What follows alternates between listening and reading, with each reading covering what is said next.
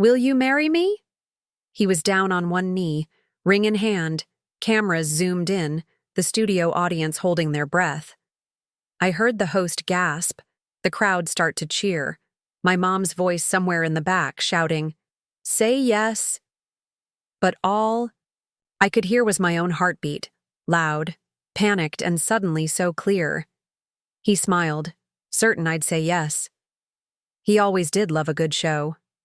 I looked at the cameras, at the millions watching live, and then back at him. I took a shaky breath and said, I'm sorry, but my answer is no. The silence was louder than any applause, and for the first time, I felt truly seen. People always said we were perfect together. He was charming, ambitious, the kind of guy who could make anyone laugh. I was the quiet one, happy to let him take the spotlight, happy to be his +1 at every party, every work event, every family dinner. At first, I thought it was love.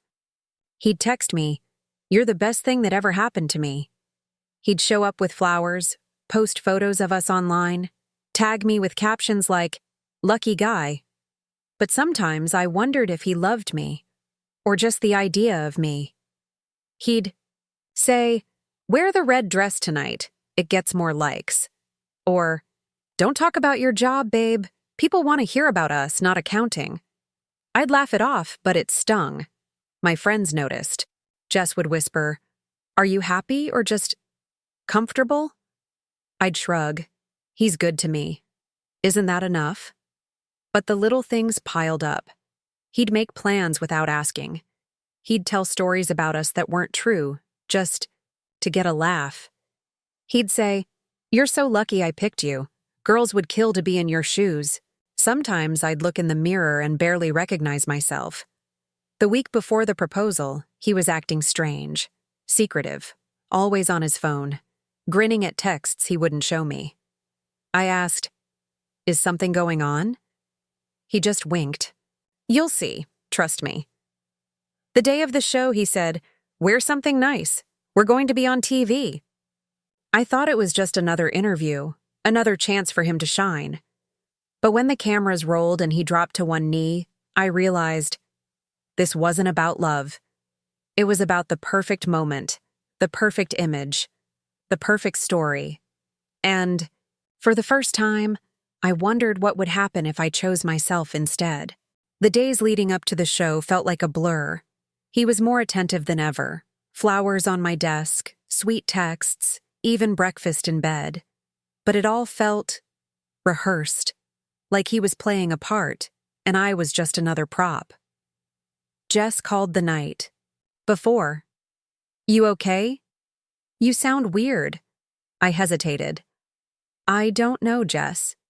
He's being so nice, but it feels off, like he's trying to convince me of something." She was quiet for a moment.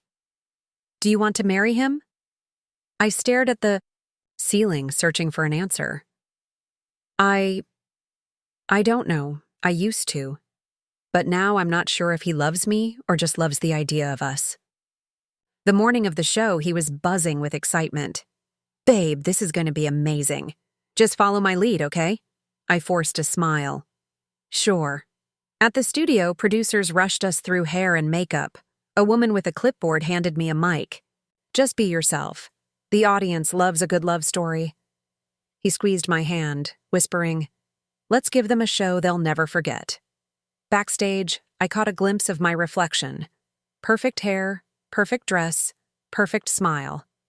But my eyes looked scared. My mom called, her voice shaky with excitement. "Sweetheart, I'm so proud of you. He's such a catch. Don't let him go." I wanted to say, "What if I'm the one who wants to let go?" But I just said, "Thanks, Mom." As we waited to go on, he leaned in. "Remember, whatever happens, just say yes. It'll be perfect." I felt my stomach twist. The show started. The host welcomed us. The audience clapped. The lights were blinding. He told our story. How we met, our first date, the moment he knew. He made it sound like a fairy tale, but I remembered the messy parts he left out. The host turned. To me, What do you love most about him? I hesitated, searching for something real. He's determined. He always knows what he wants. He grinned, squeezing my hand tighter. Then, the music swelled. He stood up, pulled out a ring, and dropped to one knee. The crowd gasped. Camera zoomed in. Will you marry me? His voice was steady, confident, certain. I looked at him, at the audience, at the millions watching at home. My heart raced. I remembered every time he'd told me what to wear, what to say, how to act. I remembered every time I'd swallowed my own voice to keep the peace. I heard Jess's words in my head. Do you want this? Or does he? The host leaned in, eyes shining. Well, what's your answer? I felt the weight of every expectation pressing down on me. He smiled, sure of my answer.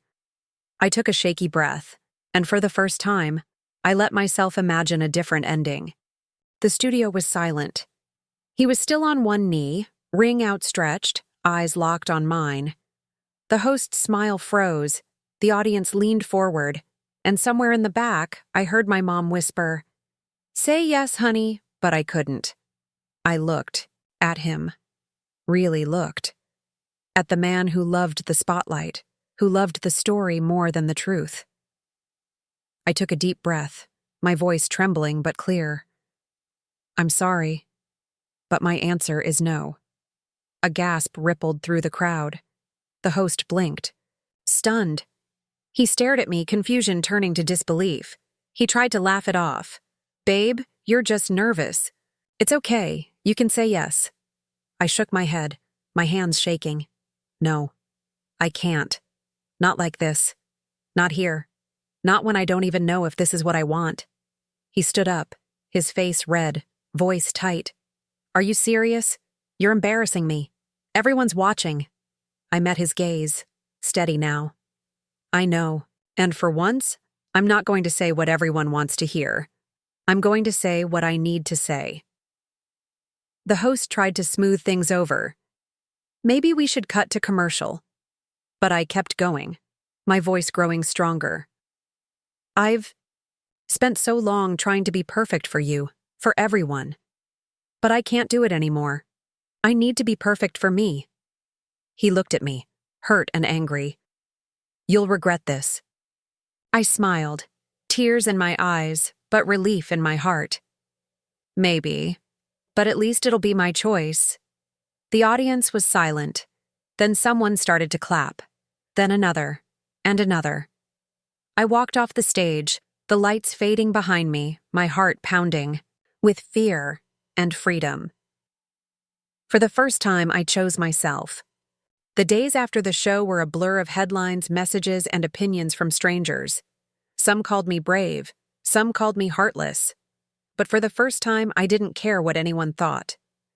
My phone buzzed nonstop. Friends, family, even people I hadn't spoken to in years. Jess called first. Are you okay? I smiled, tears in my eyes. I think I am. I feel lighter. Like I finally did something for myself. She laughed. You did what most people only dream of. You chose you. My mom left a voicemail, her voice shaky. I just want you to be happy, sweetheart. I'm sorry if I ever made you feel like you had to say yes. I called her back. I love you, Mom. I just needed to do this my way. The news ran with the story for days. Clips of me saying no played on every channel. Some people cheered, some people judged, but everywhere I went, someone would stop me and say, "Thank you, you gave me courage." One afternoon, I ran into him at a coffee shop. He looked tired, his confidence dimmed. He tried to smile. Guess, you really meant it, huh? I nodded, calm. I did. I hope you find someone who wants the same things you do. He shrugged. You embarrassed me, you know. I met his eyes steady. I set myself free. That's all I ever wanted. He left, and I felt nothing but peace. I started going out again, dinners with friends, long walks alone, even a solo trip to the beach. I learned to love my own company, to trust my instincts, to believe that I was enough. One night, Jess and I sat on my balcony watching the city lights. She raised her glass. To the girl who said no on live TV.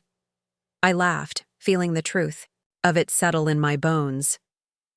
So, to anyone who's ever felt pressured to say yes, remember, you don't owe anyone your story, your love, or your future.